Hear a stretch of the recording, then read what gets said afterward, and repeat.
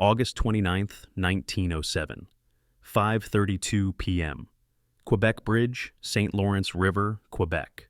John Splicer is 200 feet above the water. Riveter, age 31. He's standing on the south cantilever arm, driving red-hot rivets into steel beams that will carry trains across the St. Lawrence River. The bridge is 19 months into construction, another 8 months until completion. This will be the longest cantilever bridge in the world, 1,800 feet of suspended steel connecting Quebec City to the south shore.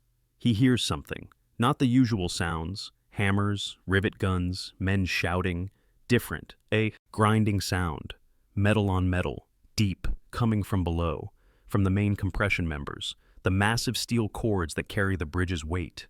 He stops working, looks down. The lower cord is bent, visibly bent. That's not supposed to happen. Steel beams don't bend. They're designed to stay straight. Compression, tension, force is balanced. But this beam is curved, deformed, like something is crushing it. He looks around. 74 other men are on the bridge. Ironworkers, riveters, engineers, laborers, all working. Nobody else has noticed. The sound is getting louder. The beam is buckling. And John Splicer realizes with absolute certainty that he's standing on 11,000 tons of steel that's about to fall into the St. Lawrence River. He has approximately 15 seconds to live. The Quebec Bridge was Canada's engineering ambition, the grandest bridge project in Canadian history. Designed to span the St. Lawrence River at its narrowest navigable point near Quebec City, a crossing that would connect the Canadian Pacific Railway's eastern lines, eliminate ferry bottlenecks, and establish Canada as a world leader in bridge. Engineering. The project started in 1900. The Quebec Bridge Company formed, government funding secured, design competition held. The winner, Phoenix Bridge Company of Phoenixville, Pennsylvania. Chief engineer, Theodore Cooper, age 61, one of America's most respected bridge engineers. Cooper had designed dozens of bridges. His reputation was impeccable. His designs were trusted. The bridge would be a cantilever design, 2 arms extending from each shore, meeting in the middle with a suspended center span. Total length, 3,239 feet. Main span, 1,800 feet, beating Scotland's fourth bridge by 100 feet to become the world's longest cantilever span. Height above water, 150 feet, allowing tall ships to pass underneath. Weight of steel, 11,000 tons. Construction began August 1905. Phoenix Bridge Company contracted the work. Canadian labor, hundreds of workers, mostly French-Canadian and Mohawk ironworkers from Kahnawake Reserve. The Mohawk had worked on bridges across North America. Fearless at heights, skilled, experienced, they called themselves skywalkers.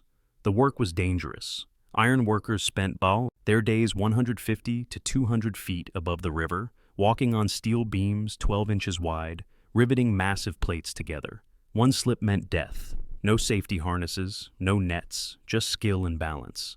The pay was good, $3.50 per day, double the average wage. But men died. 3 deaths in 1906, 2 more in early 1907. Accidents, falls, crushed by equipment, normal for bridge construction, acceptable casualties. But by August 1907, something was wrong. The bridge wasn't behaving as designed. The lower cords, time equals 400 milliseconds. The main compression members running along the bottom of the cantilever arms were bending, visible bending. Steel beams 5 feet deep, weighing 55 tons, deforming under load. Inspectors noticed in early August, reported to site engineer Norman McClure. McClure measured the deflection, 2 inches, then 3 inches. By August 27th, 7 inches of bend in a beam that should be straight. McClure sent urgent telegrams to Theodore Cooper in New York. Cooper responded, "Add no more load to bridge, stop work immediately if deflection increases." But Cooper didn't come to Quebec, didn't see the bridge, personally, relied on telegrams. On August 29th, McClure sent another message, deflection now at 8 inches. Cooper's response arrived too late. The bridge collapsed before his telegram reached Quebec.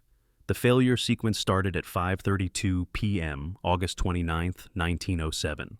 Shift change was approaching. 75 men were on the bridge, 50 on the south cantilever arm, 25 on the north arm. John Splicer heard the first sound, a deep grinding from the lower cord on the south approach. The steel was buckling. Compression load exceeded design capacity. The member failed catastrophically. When a compression member fails, it fails fast. No gradual yielding, sudden buckling, instantaneous collapse. The lower cord buckled at 5:32:14 p.m. The entire south cantilever arm lost support. 11,000 tons of steel, beams, plates, rivets, traveler cranes, false work, dropped 150 feet into the St. Lawrence River. Fall time, approximately 3 seconds. The sound was heard 5 miles away in Quebec City. Witnesses described it as thunder, earthquake, explosion. The collapse took 15 seconds total. The south arm fell first, twisting, breaking, disintegrating as it fell. The suspended center span followed, still partially attached, dragged down by the collapsing cantilever. The north arm held briefly, 5 seconds, then sections broke away and fell. When it stopped, 11,000 tons of steel lay at the bottom of the St. Lawrence River, and 75 men were dead. John Splicer didn't survive. He was on the south arm when it buckled, fell with the structure. His body was recovered 3 days later, pulled from the wreckage by divers. He was one of the identifiable victims. Many weren't. The force of impact, steel hitting water at 60 miles per hour, destroyed bodies beyond recognition.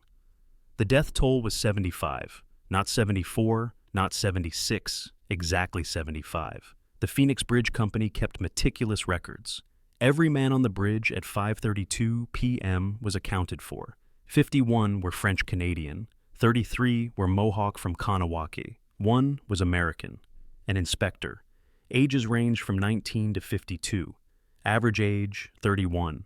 Most had families. Many had worked together for years. The Mohawk community was devastated.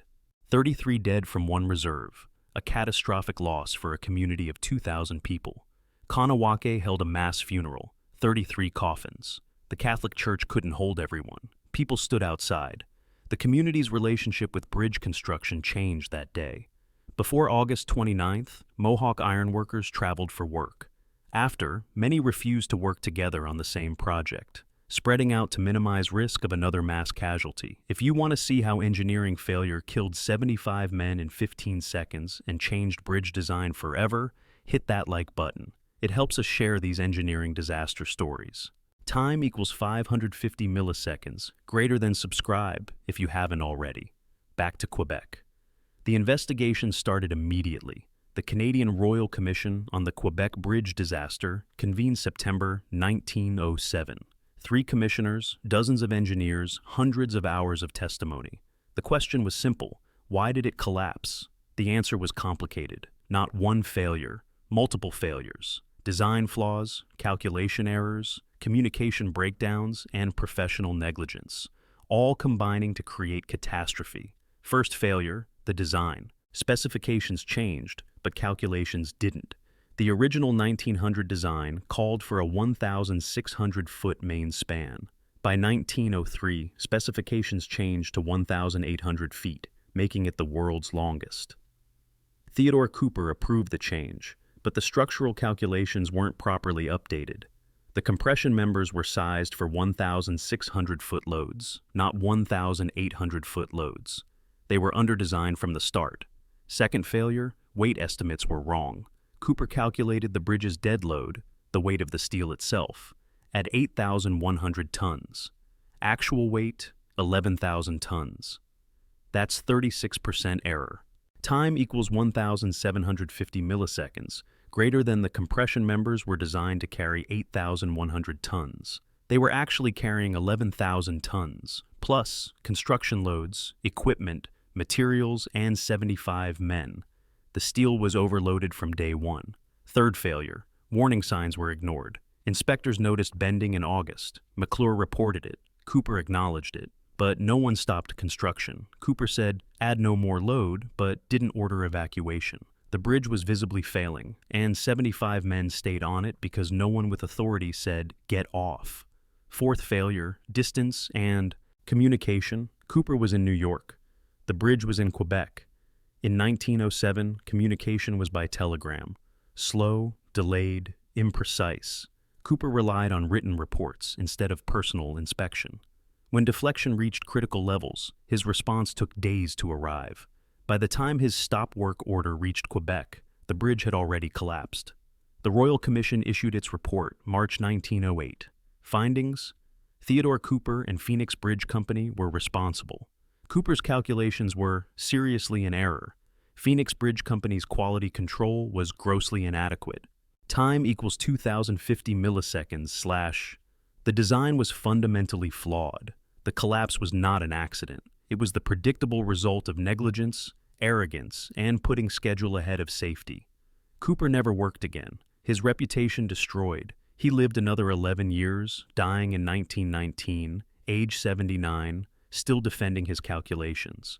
Phoenix Bridge Company went bankrupt, unable to pay damages, unable to secure new contracts. The Quebec Bridge project was taken over by Canadian government.